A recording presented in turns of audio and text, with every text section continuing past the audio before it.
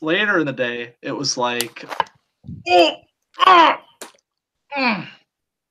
And then I limped all the way from that place until I got to my apartment.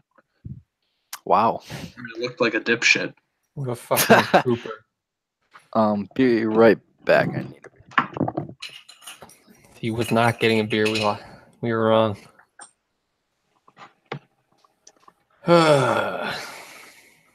So, what a week one, huh? Yeah. Gonna have to admit, I was mad online this morning. Why? Did you see my posts to Dave? Oh, I didn't. I haven't even looked. I didn't even look at it. Well, he was like on there last night.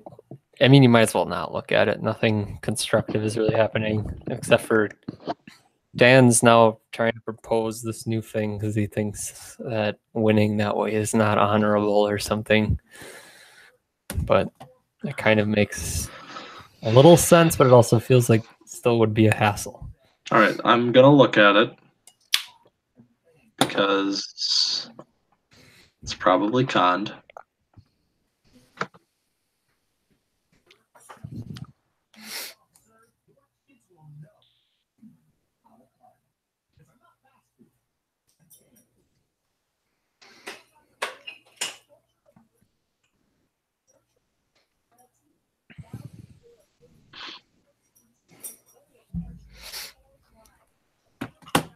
Hey, Brewers.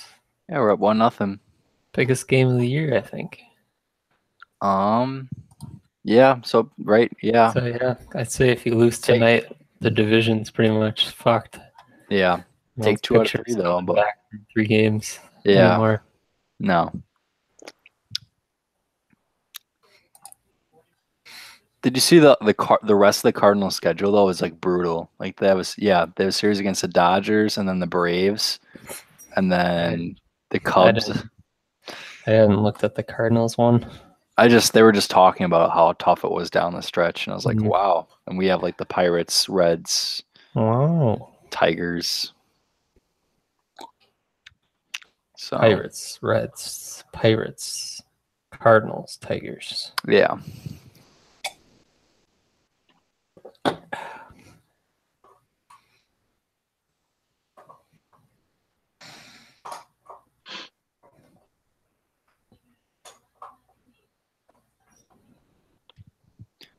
Going to another concert. Going to see Suicide Boys. What? God. Have you ever listened to them, Mingo? No, you've probably played them. Yeah. I'll send you guys it's like super dark rap. It's like it's Suicide Boys sounds like you would have guessed. It's off their latest album, I Want to Die in New Orleans. That's I'll send you guys a song just to see what it sounds like. It's actually like super fucking heavy. That's why I like it. Like sort of reminds me. It's a little bit of a metal influence, but it's just like. Corp, did you see Architects has a new song out? Oh, you don't listen to singles. Yeah, and it's real hard because it had 1,200 upvotes on the subreddit, and I was like, okay. It's amazing. I might cave. Just do it. All right. I feel like you gotta adjust your listening habits because I feel like everyone's trending towards just releasing like 5 singles. Well, Christ Fit for a King released 5 singles. Yeah. At least that album comes out in a couple days because that's been painful to not listen to. It's half the album. The guy I heard was literally just like, yeah, we're doing this to get more streams, which makes sense. Yeah. Yeah, I'll listen to it. Do it. Okay, just to comment on the thread that I just read. Like, the idea of a cheap win is really stupid considering all you have to do is set your team.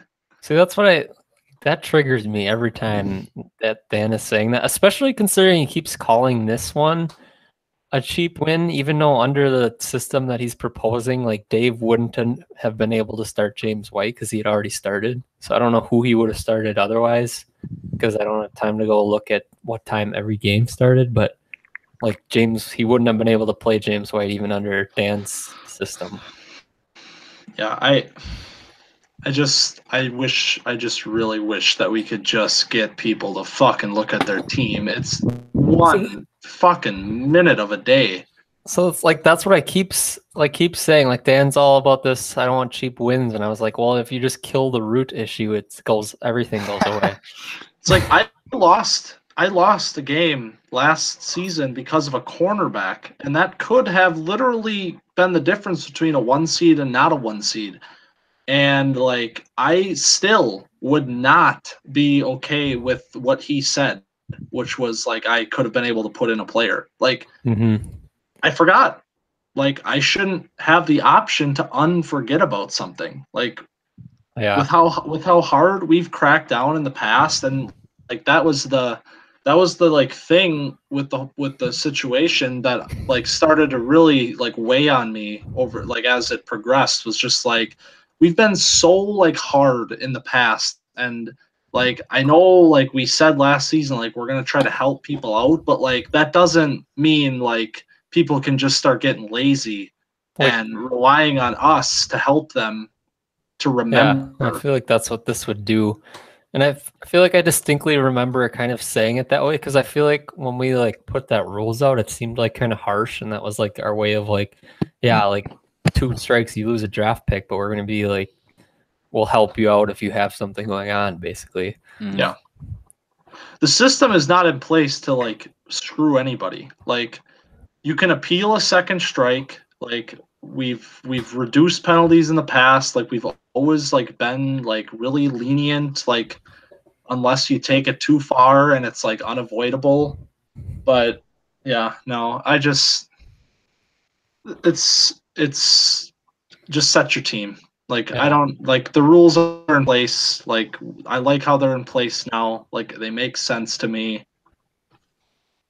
Like there's nothing like if it gets past noon and you just forgot, like it's over. Yeah. Yeah, and it's like it was one of those things where it's like you don't like I wasn't thinking about it in the moment. Exactly. Because it's just like you're just like sitting there like, oh man, I forgot. Like, can I change this? And I'm like, sure, whatever. But it's like if I if somebody texted me that, like if it wasn't just like a conversational moment, I would have like actually had a minute to like think like, wait a minute. Yeah. And that's eventually why I was like, you know what, I kind of agree with this now. Yeah. But Tim texted me last night after the news broke, and like Dave just stormed out of the house and slammed the door. And so I was already like, well, come on, like really, this is happening. And then he comes on there and tries to do his Dave thing. Like I could whine and cry, but I'm not that type of person. And that pissed me off. And then like, I just like, all right, just calm down. Like this was last night, and I was just calm down. Don't post anything. Like all I did was clarify the votes, and then like wake up and like Parker snaps back at him, and then Dave drops the like, but Corf told me he was verbally in again, and I just like, all right, Matt online, let's go. Yeah, it was a shit show from the very beginning and to the very end, and it was always going to be that. I'm just glad it's over. It was pretty awesome. I enjoyed it. You didn't get your hands dirty at all. You just watched. I thought honestly, I was scared to post that screenshot Parker sent me. Yeah, I was gonna be pissed. Dude, I felt kind of bad about that, but that really stirred it up. This is okay. I'm sorry. I was so mad on Sunday, and like it wasn't even like about the situation. It was just like how he was saying things, and like. It was like I was already like agitated, like my team was doing fucking awful, like I was already kind of like irritated, and then I'm like already dealing with bullshit on the very first week, and so like I kind of exploded, and then he like I saw him like Parker screenshotted the chat, and I was like, oh, here we fucking go, like this is going around to everybody, and now I look like the asshole. Here we go. Apparently Dave and Parker like got into it on Snapchat again last night. I don't know how that happened, but yeah. Like I'm done. I apologize to Parker. We had a conversation. Like, that's fine. Like, I'm done with it now. Like, they can fight all they want, but I'm not changing anything. All right, you guys want to do this shit? Yeah, I suppose. All right, I'm gonna we can just briefly touch on it. Like, I don't want to go into it much because it's just gonna piss people off. All right, but good. We'll just mention it and how with the new rules and stuff, and to look at that. But then we'll go into it. Just gonna pull up the games in my sheet. So 5 and 9 is gonna happen this season, isn't it? Yeah, I'm really glad I didn't have to go through the tense moments at the Brewer game where I couldn't watch. It was just looked at it 2:30 and I'm like, all right, yeah, this is nice. Yeah, it was a real everything that could have went wrong did pretty much. All right. Haha.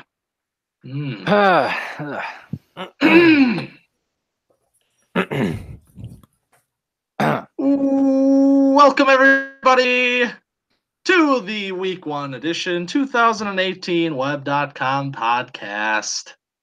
And so we've done a couple of these already, but this is the first real one. We have games. There's records of 2018. And yeah, I forgot last week we forgot to predict the Week 1 games. I thought of that too. Yeah.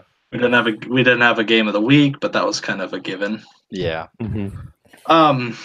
Yeah. So aside from our games this week, of course, as everybody is well aware by now, we had a little bit of a controversy in classic Web.com style. Hey, is this our biggest controversy yet? Did it beat out Dan Draft? I am on board with it being the biggest ever. Things got heated. There was a lot of yelling. There was a lot of debates. There was a harsh ruling, maybe. A lot of Snapchat wars. Yep.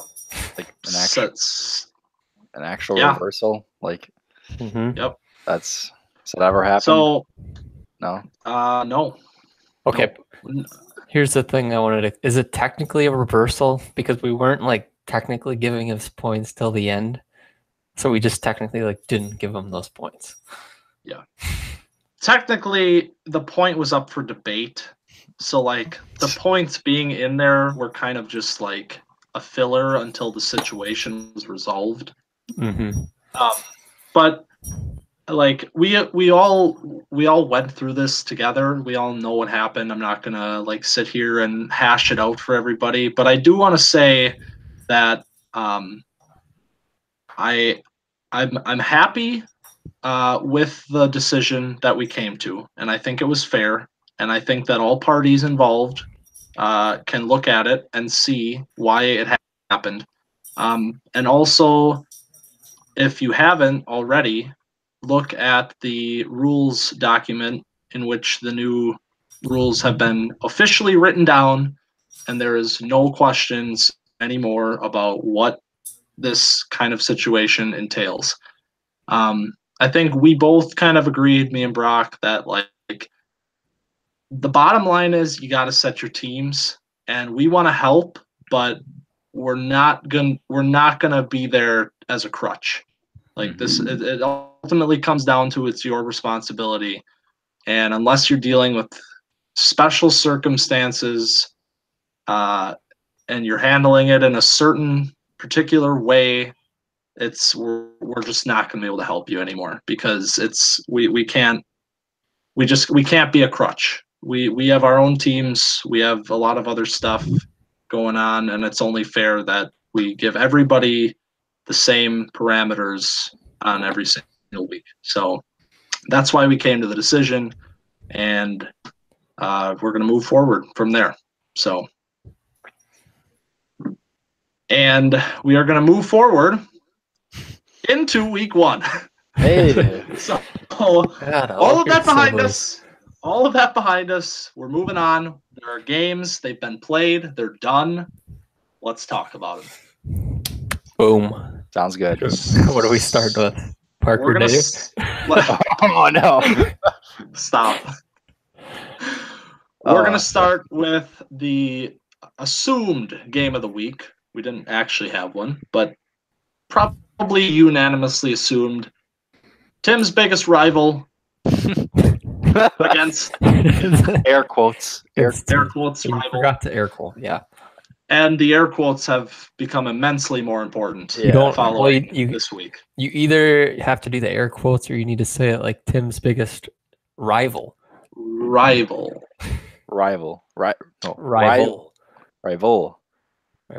Tim's biggest. Rival. Right. All right. So this game was notable for many reasons, but most notably was Dan hung a 230.1 in week 1, which is the highest week 1 total of all time. Wow. And given the past 2 years have been so slow with scoring and we haven't seen 200 points a lot and all of this, it's maybe a sign of things changing this season because along with that, this was our highest scoring week 1 of all time. Ooh. Wow. Yeah, I was just thinking, I remember the last few years, like, week 5, like, we're going to get their offense going. Like, what's the deal? This year, just we're storming. We're storming right out of the gates. I mean, yeah, even watching Red Zone, it was just wild, like the craziness that was going on. Compared to like last year, I remember week 1 was just like, well, this isn't very much fun, honestly. It's nice to see we're back at it. I mean, last year, week 1 was our lowest scoring week, like, I'm pretty sure ever, like, in any week. And it was 129 points per game, and we are over 30 points higher than that this week. So, if I remember right, I think Corf, you led points with like 160, and then no one else was like above like 140 or something stupid like that. Yeah, it was 160 was the week high, and there was 2 teams over 140. Other than that, wow. So much different this time around. A lot of like middle, like 150. Like maybe we're gonna see 150 come back as like a middle week and not like a high week. But yeah, in this game in particular, like Tim had a 163.7, so pretty good start for him. That was a 6 WIB this week, so the team performed well, but you ran into the Dan train, and 9-1 all time. So wow, just utter domination. Jeez. Mm-hmm. Yeah, and Dan did this all without Le'Veon, which is just even more impressive, honestly. Yeah, I think we got 7 other web members kind of like, yeah, it'd be real nice if Le'Veon just didn't come back this year.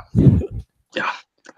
I like the fact that this occurred without Le'Veon is horrifying because we were saying in the preseason predictions that maybe this team was a little bit vulnerable when Le'Veon was out of the lineup. Maybe this first half of the season, if that's how long this goes, is maybe slow for him. No. We got firepower, just classic Dan, like just classic showing week 1. Like he had the previous, obviously highest week 1 total, which was the first web game ever. So yeah, he's ready to go. This isn't another 0-2 start for him. He's not screwing around this season. Yeah, he did lose his 2 defensive cornerstones though. True. Both Deion Jones and Keanu Neal headed to IR. I think he might have jinxed himself there, maybe by chirping a certain web reporter. But yeah, it's a tough blow. I stand with web reporter Caleb on that. I feel like it was fairly obvious that he was naming just offensive players. That was the main thing. But either way, that's tough for him. But I'm sure he'll find someone in free agency that can just put up big numbers anyways. So Yeah, he had a 79 out of the defense this week, which was leading the pack. So 2 big blows to a defense that was already starting out in pretty much classic Dan fashion. Okay. Top of the league, top half. So I thought the Roquan Smith situation was just kind of a perfect example of just how Dan's week was going, where he's just like literally benched for the first half, like not playing for whatever reason, probably because he was not in training camp that much, but comes in, sack on the first play. Like, is that the most Dan defensive player play of all time? Yes. Yeah, it's 151.1 out of the offense as well. So that was borderline top 10 offensive score of all time. So he, like, without Le'Veon, I mean, Kamara's 3. I will say this: Kamara 3 touchdowns, Tyreek Hill 3 touchdowns. I mean, you're getting a huge amount of production just from the end zone. I mean, like, obviously those players are incredible and they're off to incredible starts once again, but a little bit of an anomaly in terms of the just pure amount of touchdowns from the team this week. So, trying to think. Tim, what can we say about Tim though? Like, it's easy to say, you know, this is incredible start for Dan because it is, but Tim showed something this week. He did. He got kind of kicked in the balls by his old player, Tyreek Hill. Yeah, I was just gonna... ripped on him last week. Yeah. So, but got 100 yards receiving out of Melvin, so that's at least he got almost 20 points out of his return player. So that's still looking decent, I guess. But Tyreek is getting a lot of compliments on my Twitter. Oh yeah. Yeah, Mahomes looked really good, and that offense did not lose a step, aside from their tight end, but we'll talk about that later. I'd also be kind of worried with Devonta Freeman right now. I thought Chevin Coleman looked a lot better from what I watched. Got an injury too, it looks like. Yeah. Only 5 points. It'll be interesting to see how that plays out. No. And I think the Devonta, like, I don't want to say that you could see that maybe this was a player that was going to start declining before the other the other running backs on his team, and I think like the Melvin Gordon acquisition, while we kind of ripped on it, is going to really help to replace that level of production in the lineup. So he's not really going to have to lean on Devonta quite as much. But yeah, well, Devonta just doesn't get a lot of touches, like as many touches as you'd need for like a running back of that stature. Like Tevin eats into a huge amount of that workload, so that's just tough for Devonta to really like. I think he's really good. He just doesn't get the touches. Oh yeah, no, it's more so just because of the situation. Yeah, they have 2 really, really good backs, and that's not really a great recipe for workload. But almost 100 points out of the offense this week, so they look pretty good. The other thing I'm looking at, just at the offenses, I think they're kind of, these 2 teams are kind of even as far as yards are concerned. It was just like you said with the touchdowns before. Yeah. And the defenses obviously was a huge difference. Yeah. I mean, Dan certainly, like the lineup is certainly a very, like, incredibly sexy. And he was the number 1 team in the preseason again, but the 230 maybe a little bit extrapolated in terms of the touchdown production, but still, I mean, he's already looking like the favorite after 1 week, as much as anybody can. Yeah. Anything else on the showdown of the century that wasn't? I'm looking forward to Tim's card. Yes, that's true. It better Sexy Santa. It better get me going. Oh, it will. All right. Let's move on then. We'll hit the best Pac-5 team as long as we're talking about best teams so far. Mm-hmm. Commissioner Showdown. Every year, week 1, we're used to seeing this. We've kind of traded back and forth over the years, but this particular case was not a great one in terms of drama. So, Brock, I thought it was fantastic. right. Yeah, Brock not losing a step, picking right back up where you left off. Pac-5 champ, web champ, offense. Like you had some holes on offense, but they were completely erased by the spots where you did see some good production, as well as a very nice week from your defense. 78-pointer from the defense this week. That's real nice. I was real proud of them. A lot of Myles Garrett maybe taking a step into superstardom was good to see. I think so, yep. Really love my linebacking core, even off the bench too. Yep. Harrison Smith did everything again. Harrison Smith just Charlie podcast debut. Harrison Smith just loves just ripping your heart out. Yeah. I feel like he's like the MVP of your team, but then I realized that I only think that because of what he does to me. Yeah, every week that I'm not playing you, he gets about 5 or 6 points. It's incredible. I keep him on the team because he's been here from the start. He's a good veteran presence there.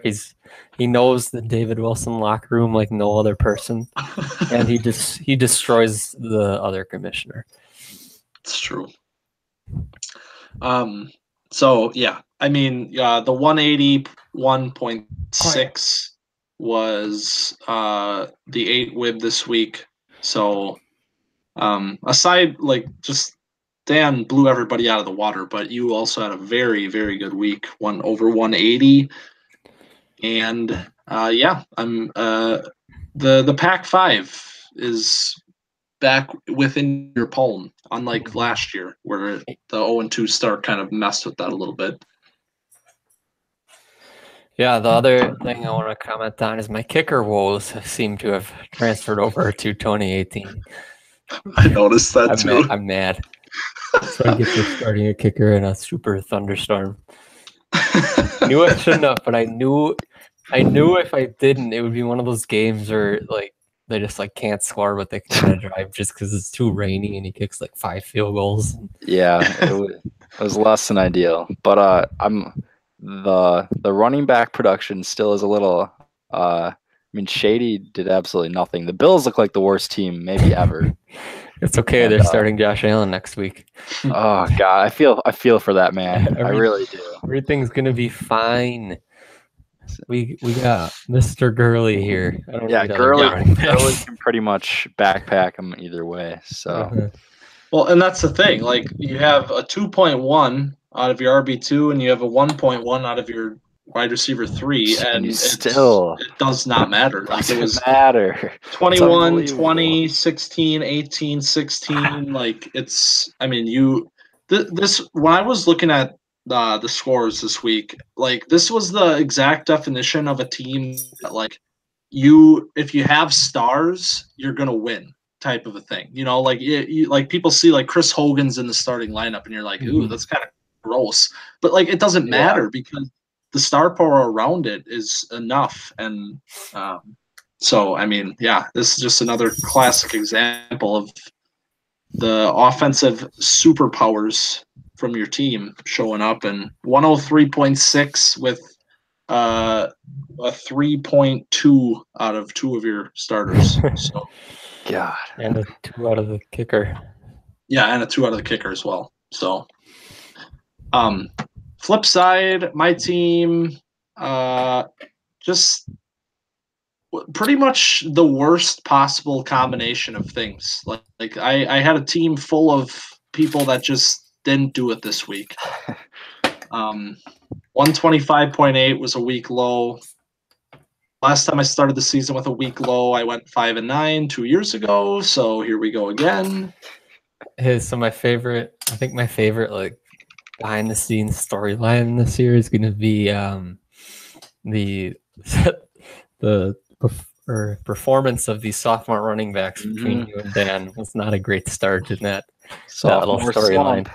Sophomore slump. Yeah, I had 3 options. None of them. Dalvin Cook looked good. I watched the Viking game. He looked very good. He had the fumble. Fournette got hurt, so that was not great. But no. Kareem Hunt was concerning. So what do we think? It's bright spots?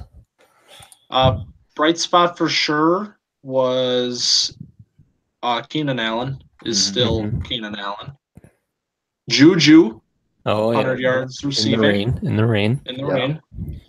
And that might be it. I had nothing on my bench. Yeah, Kelsey had 1 reception. Yeah. So that was nice.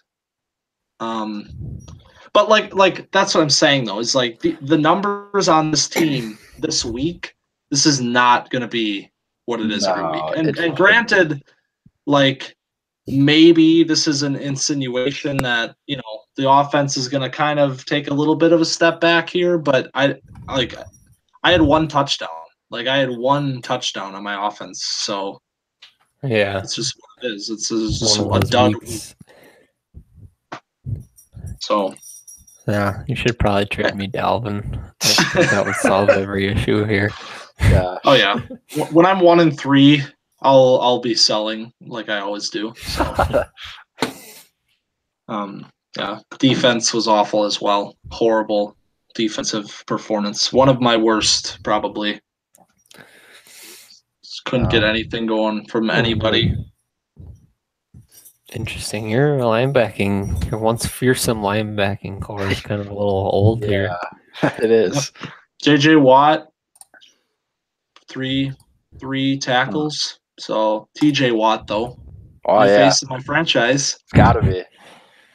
I couldn't believe that when I saw that. Like I didn't know what happened. I saw it like looking at waivers on Tuesday, and I was like, that stat line he had 4 sacks. Yeah, 11 tackles, 4 sacks. It was a JJ Watt stat line. Yeah, 4 sacks, a game-winning blocked field goal. Like it was literally JJ Watt. Mm-hmm. But whatever, he's a linebacker. It doesn't matter. But yeah, so not great for my team after being predicted by some to take a step back, and indeed here I am, 0-1, week low.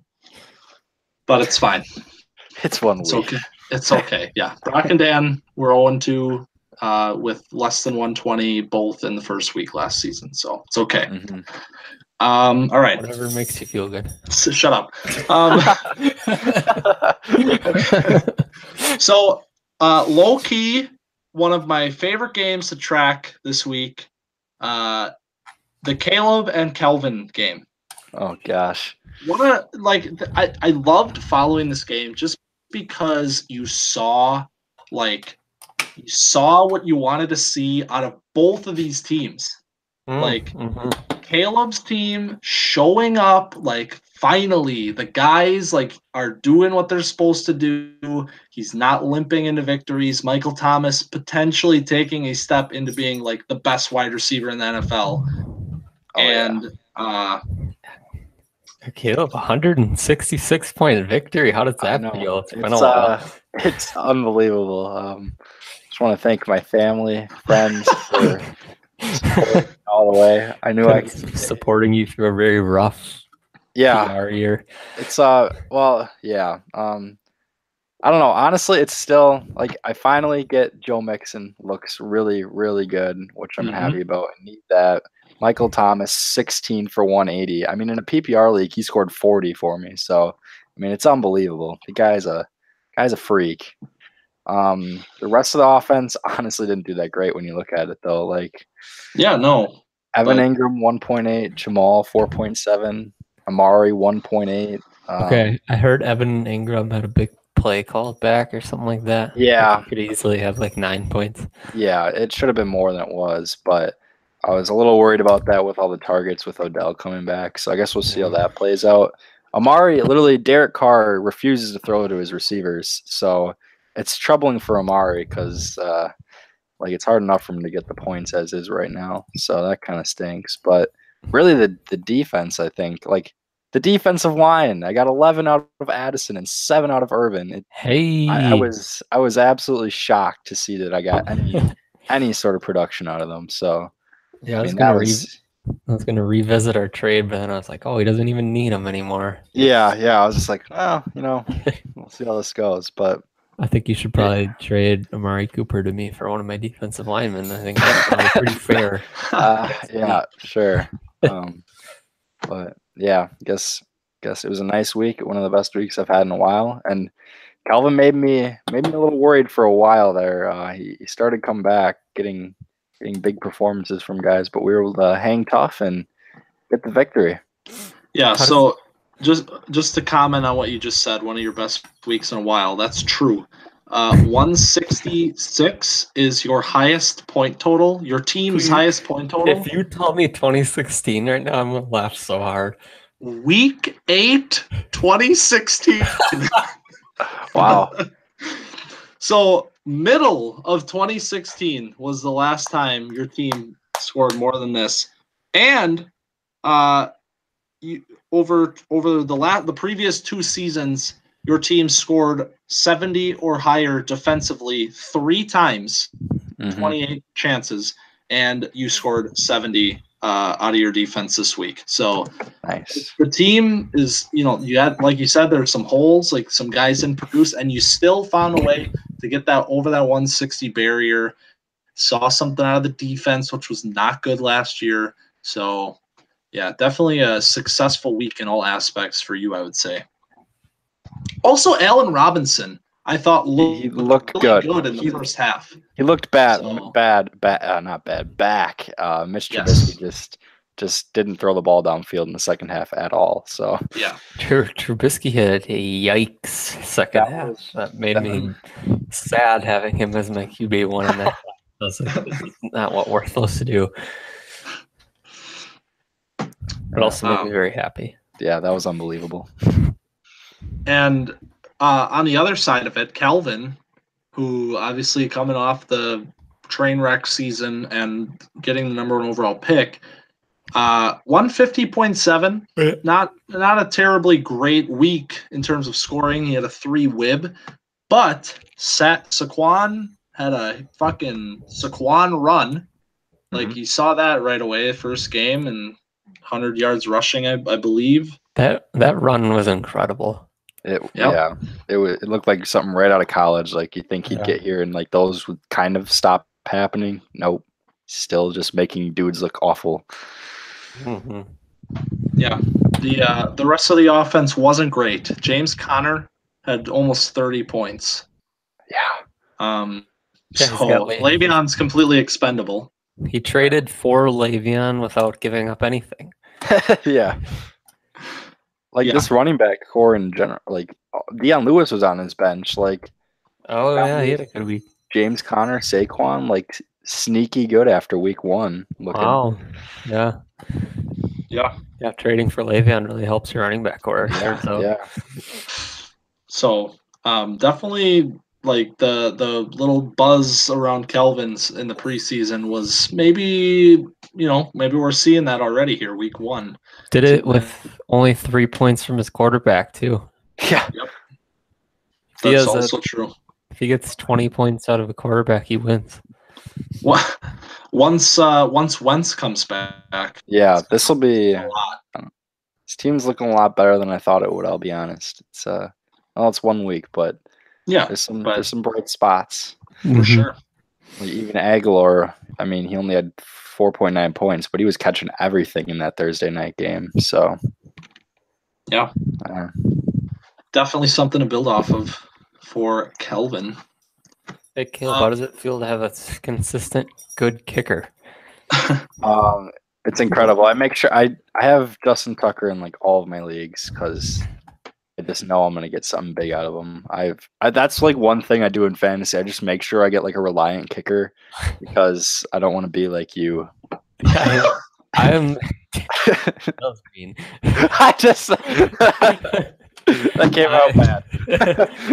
I am another year like last year away from drafting the first ever kicker in web history. I actually did in Flea Flicker. I drafted Greg Zernline was a free agent. I dropped Chris Boswell.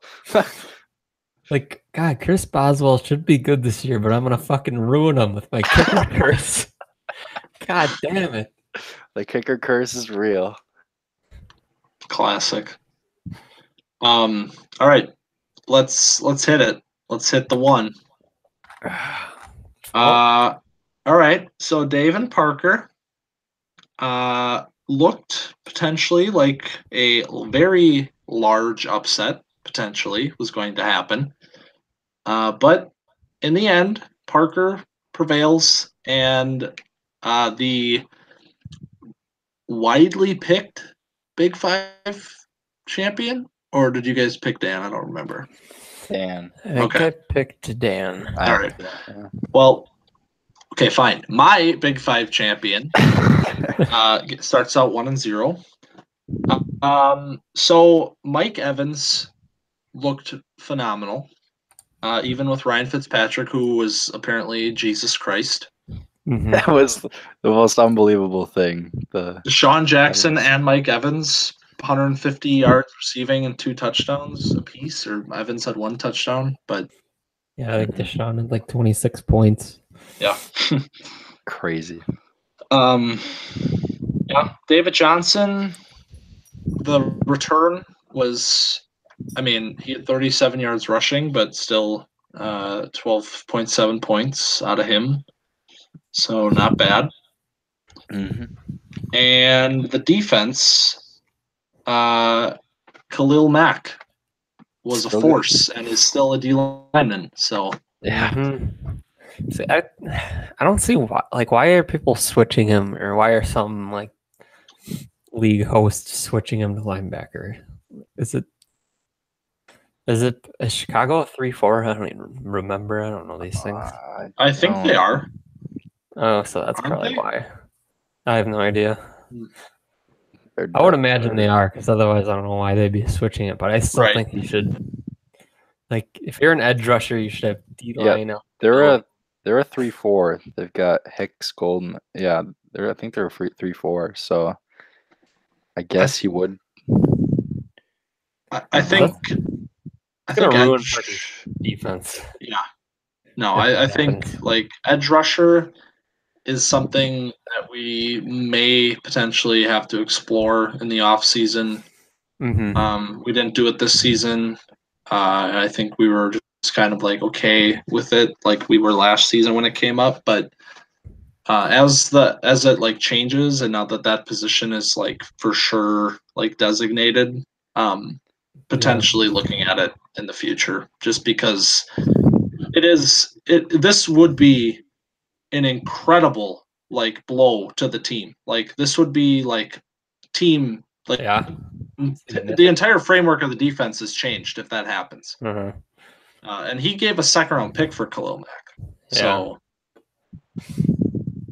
but I think it's just something that, like, even like, so keeping like if we had a D-line position and edge rusher position, like obviously you'd keep Khalil Mack probably in your D-line position, but at least that protects you from him just completely losing his value. Like you can always move him to edge rusher if he does lose that eligibility. Right. Just make one spot edge rusher and one spot D-line, because honestly, a bunch of D-linemen are considered edge rushers on ESPN, so it doesn't really change much. And that's all everyone's like looking for in that position. Yeah, you need sacks, tackles. Yeah. Right. So yeah, we'll definitely explore that like later on in the season and off season. But so yeah, Parker gets the win. Dave put up a fight and I think proved a lot of people wrong. At least initially here, that this team we kind of made some comments in the preseason podcast that the offense looked very highly questionable And not to say that it did great. It still did pretty good. I'm looking at it here. A 0 from Richard, 5-2-1, a 0 from Sony. Yeah. Well, the Michelle thing is Yeah. that's the hot topic. But OJ Howard, 54 yards receiving. Okay. This is like OJ Howard feasibly could take a huge step forward this season. That's entirely possible. I did the math quick, and over half of the Dave's points this week came from Miles Jack, Darren Lee, and Drew Brees. Yeah. Like it is what it is. It's a shame. That was Darren Lee. That Darren Lee game was just one of the most unbelievable things I've ever seen. Like, might never see anything like that ever again. But look at the bench. Look at the bench. Dave's defense too has historically struggled, so this is a good sign. Yep. Oh yeah. What do they have here? Dave had 79, so actually tied with Dan for the highest defensive point total this week. So great signs out of the defense. 105 bench points. Yeah, I mean, if he's like he did have John Brown in the flex when we did the preseason podcast. John Brown had a touchdown. Quincy Enunwa had a touchdown. Looked good. James White obviously had 11 points. Mm-hmm. But Sam Darnold looked good. Yeah. Yep. The Jets. Jets. Weird. Jets. The goddamn Jets. Very weird. But yeah. So Dave 0-1 out of the gate, and Parker 1-0 out of the gate. So kind of expected there, but obviously circumstances have been talked about, and we're going to move on. Last game of the week. Reens Rebels against Haha Dicks. And speaking of Greg Zuerlein. Oh, baby. I will be trading firms. Brock, if you had Greg Zuerlein on your team, you would shatter offensive scoring records. Yeah, I'm literally a Greg the leg away. But like, what do you give up for Greg the leg?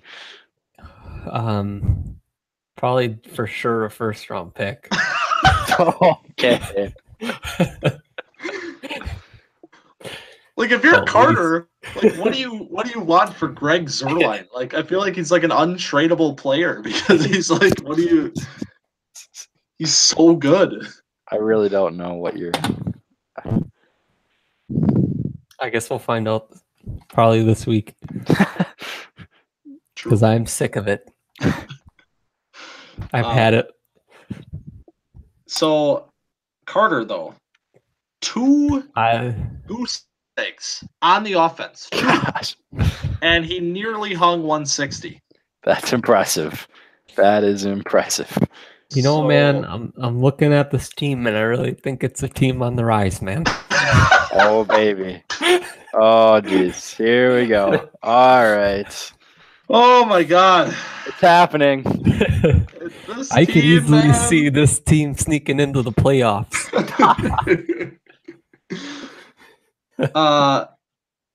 Yeah, Carter's penis has been presented. Week 1. Chris Thompson, 18 on the bench. Tyler Lockett, 12 on the bench. Willie Snead, 10 on the bench. Wow. Also, Loki. 10 points? I don't believe it. Holy crap. He's back. Yeah, they were playing the Bills, just remember. Oh, yeah. Okay. So it's like one regular point. Disappointing part, Ronald Jones, his team's top draft pick, was inactive but healthy. That is it's a rough start. Yeah. Not ideal.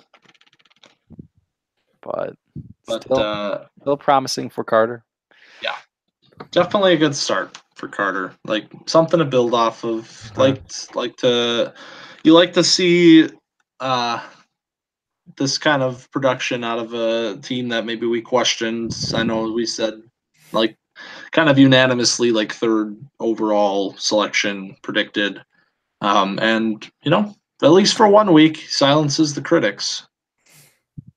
But Josh, who had a 1 WIB, still 13 points higher than the 0 WIB, which was me. And 0 WIB. Yeah, not great.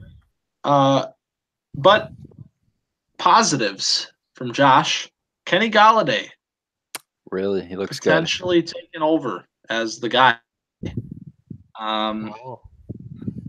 The Golden Tate Galladay 29-point combo. I can't believe Marvin Jones had 6 points. In a 17-point loss. Yeah, with Matt Stafford's 8,000 picks. I guess they were pretty much just throwing it all game. Yeah. But also Chris Godwin, 40 Good. yards and a touchdown. Yeah, I think you'd probably anticipate him moving into the starting lineup. I think so. Yep. Agreed. Let's check. What does he got in there? I'm going so quick. I can't. Where is he? All right. Chris Godwin has moved in to the starting lineup. Nice. In the flex position. Yeah. What really killed Josh this week, like he had 89.5 out of the offense, which is about average, at least last season. And the defense, 49. So kind of killed him. Yeah. Did Preston Smith not play? I think Carl Joseph didn't really play, but 2 goose eggs out of the defense, 3 out of Trey Wayne. I mean, yeah, so it's 138.5. That's going to be kind of up there with his top scores last year, I would imagine. Let's see here. Josh last season. Josh low-key had some games last season. I thought he did. Yeah, like I'm seeing some pretty decent totals here. Like he ended the year 142, 150, 147. Also had a 152. But it's like this. We all kind of agreed this team is probably a couple of years away, and you see that here with some bright spots, but definitely not at a complete team level yet. No longer a complete pushover. Correct. I'm not looking at Josh as a for sure win like it maybe was in 2016. Yeah, agreed. I don't know why, or I don't know what made me think this. Maybe I just didn't know that Carter still had guys going in the second Monday night game or something. But like, there was a moment where I was like, "Is Josh going to win this game?" But no, that I don't know what I was missing on Monday. But yeah, no, that wasn't a thing. But anyway, all right. So that's week 1. Kind of to the book. I would say. Yeah. I would say pretty much went how we expected. Week 2, we got some more interesting games here.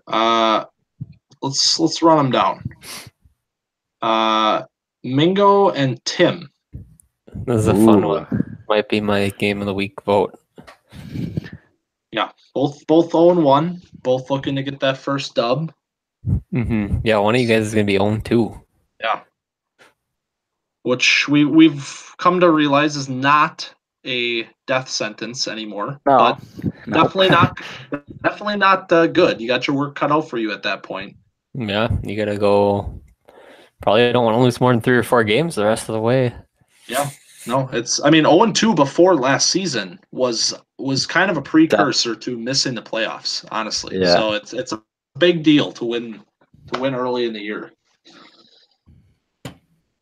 I gotta see a bounce back. I gotta see a bounce back from the team. Like, there's no way that this perfect storm can happen 2 weeks in a row.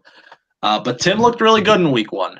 And I anticipate that team kind of, this 160 mark, like 2 years ago, we kind of saw that he averaged 160 a game, and I think that could be kind of the similar pattern this season.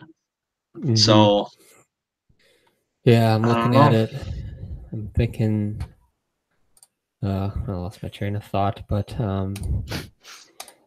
so I think I'm gonna pick Tim, but also like Horf clearing off 2 Pac-5 powers early in his schedule. I think it's not necessarily as big of a death wish as 0-2 usually would be. So he should have an easier schedule and gets to finish off the rest of the Pac-5. So we got Dave and Josh in there. So picking Yeah, Horf to go 0-2. I'm gonna remaining optimistic for the moneymakers. Yeah, I'm gonna pick Tim too. Actually, just because I know he can do it. He's proven it this year that he can put up those points, and I guess I just gotta wait and see to see what those rookie running backs can put up in week 2 before I can proclaim. You know, I don't know. They're not gonna sophomore. So Yeah, those words Mingo is hearing in his nightmares. Sophomore slump, sophomore slump. It's I should have traded all of them. But yeah, I'll pick Tim, but I think it'll be a close game still. yeah, game of the week material. So 51 out of my defense this week, which is 10 points lower than I've seen for the last 2 seasons. I gotta think a bounce back, at least from the defense this week, gets me into at least the 140 territory, and we see maybe one of my running backs go double digits at least. But in the very rare occasion in which one of us picks against ourselves, I am going to predict that Tim wins this game. Wow. I think just purely objectively, I liked what I saw out of his team in week 1, and I think, I think he's right now. The team looks really strong, and my team's got a lot to prove yet on offense. So I'm gonna go with Tim. Okay. Interesting. Second matchup, Parker and Josh. So Parker starts the year, Dave and Josh. Hopefully no controversy this week. What are we thinking? Oh man, I'm picking. Picking Parker. Really? It's shocking, I know. But yeah, like I said, Josh, a little bit better week, no longer pushover. You got to bring your best. I think you got to make sure your team drops at least 140 or you might be in some trouble. So, but I think Parker kind of builds on a little bit of a slow start for his team last year. I think we kind of all expected his team to be up in that 160 average per game. Only was at 150, so I think we're going to see a bounce back week from his team. Yeah, I'd have to. I agree. I know I said in the preview it was like really good that he got Derrick Henry, but it's sounding like Dion Lewis is the guy there right now. So that could hamper things for him a little bit. Yeah, it's kind of an interesting situation unfolding. I mean, that whole game was just so weird with the delays. I don't know what you can really take away with it. I feel like there was just no flow or anything. But yeah. I think, like you said, Josh, not a pushover for certain. Offenses were pretty even, honestly, in week 1 in terms of scoring. Parker had a 4-point advantage there, but the defense, for sure, Parker has a significant advantage, and his defense was not performing at full strength in week 1. So I think big show out of the defense week 2. Parker puts up a 160, gets that 2-0 start. Yeah. All right. Carter and Frage. Ooh, could be something, maybe. So looking at the preview, I see a lot of check marks in my offense. Wow. Yeah. Okay. Holy cow! Wow, that's impressive. That is a lot of check marks. Yeah, I'm gonna go Frazier here. It was a nice showing from Carter, so I'm not ready. This isn't just like I gotta go with Austin, but yeah, give me Frazier. Well, Carter, yeah, it was a good week from Carter. Impressive first week, but Brock's team, it's on a level by itself, and I think it would take some kind of magic for this to not go for Brock. So I'm going Brock. All right, so I'm gonna pick myself, but keep in mind that this is a strong up and coming team, and I do think they're going to cover the 20-point spread. So I don't think I'll cover the 20 points, but I will win. I'd agree with that. Yeah. All right, Kelvin and Dave. This is kind of an interesting little early season thing here because both are 0-1, but both put up kind of a fight in week one. So definitely one. I mean, somebody's going to get their first win here. Somebody's going to be 1-1. I'm gonna take Calvin. I really liked what his team showed. This James Conner Saquon Barkley combination here might be pretty fearsome. Yeah, it's looking like, as long as Le'Veon doesn't come back. Also, Emmanuel Sanders, big bounce back game. He might have a bounce back year. I know we kind of dismissed him on the preseason pod. Yeah. Corf picked him as a sneaky playoff team, and I really liked how week one went for him. So I'm picking him to go 2-0. Yeah. Or no, 1-1. 1-1. Get that first win out of the way. I'd agree that this team's looking better now. That after this week one performance, it actually looks pretty nice. So I don't know if Dave's going to get another 50 points out of those two linebacking spots. So I'm going to go with Kelvin. Also, to Mark, I can't. Okay, I'm going to say it. Marcus Lawrence has a cube arm, so make sure we keep an eye on that. Oh, yep. Oh, oof. Yep. So, got some new faces in Dave's lineup this week. So, changing up the identity of the offense a little bit. I picked Kelvin as a sneaky playoff team. And like you, Brock, I liked what I saw in week one. As long as James Conner is in this lineup, or as long as he's starting in Pittsburgh, I think that, this is a really good combo, 1-2 punch.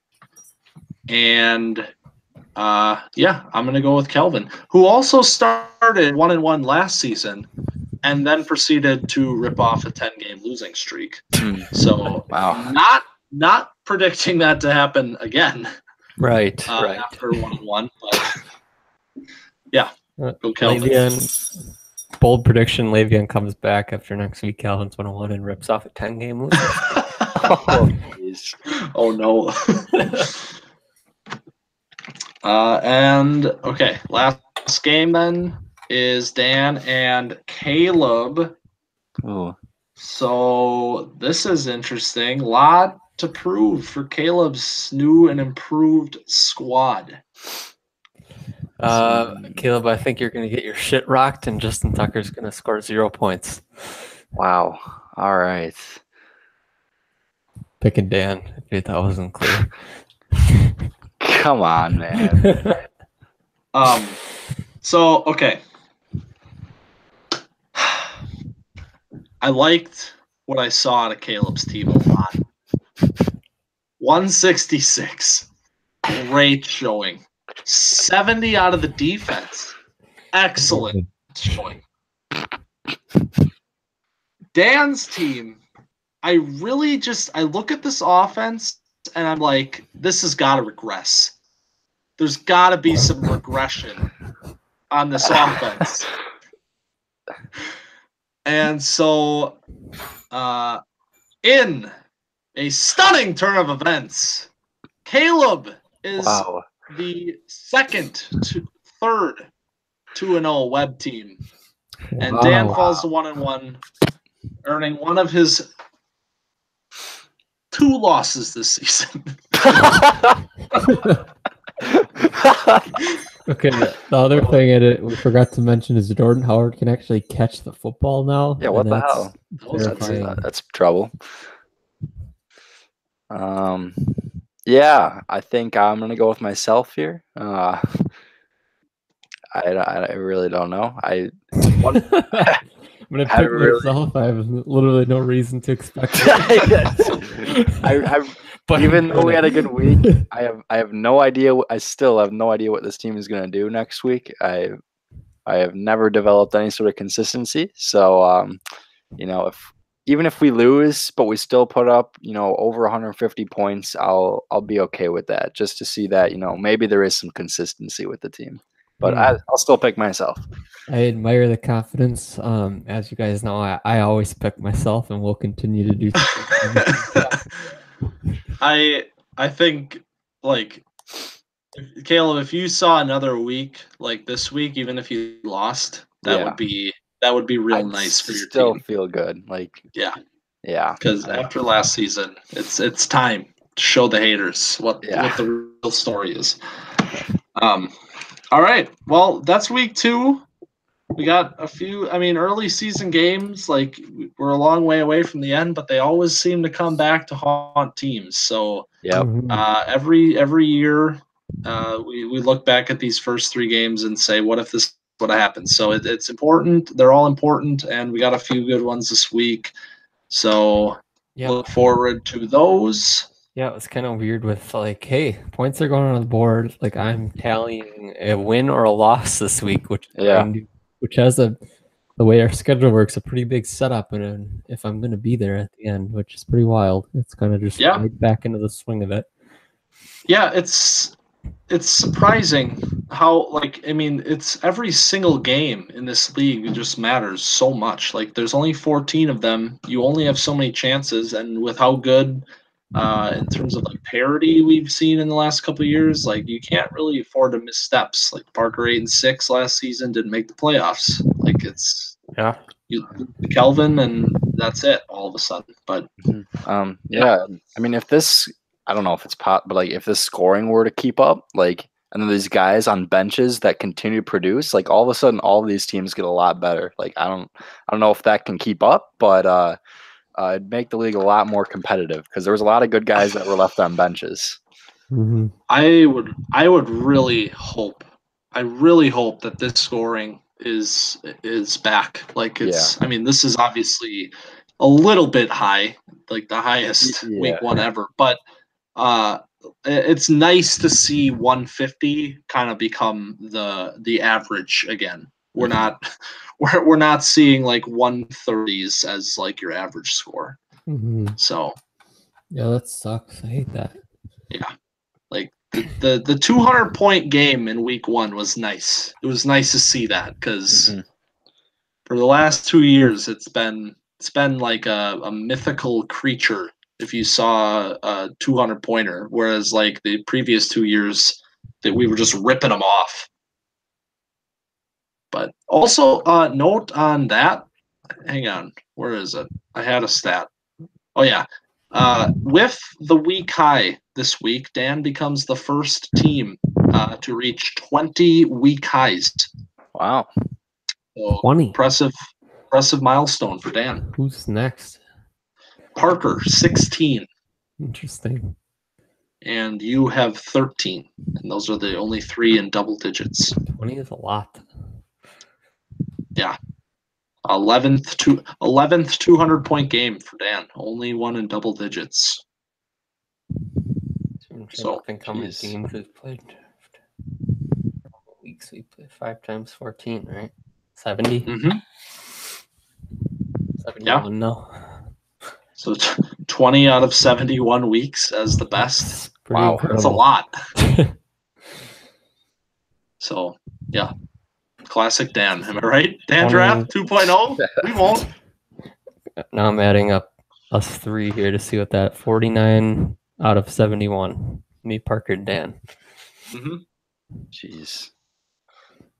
Yeah, it's a three-headed monster. That is 69% of them. Nice. Nice.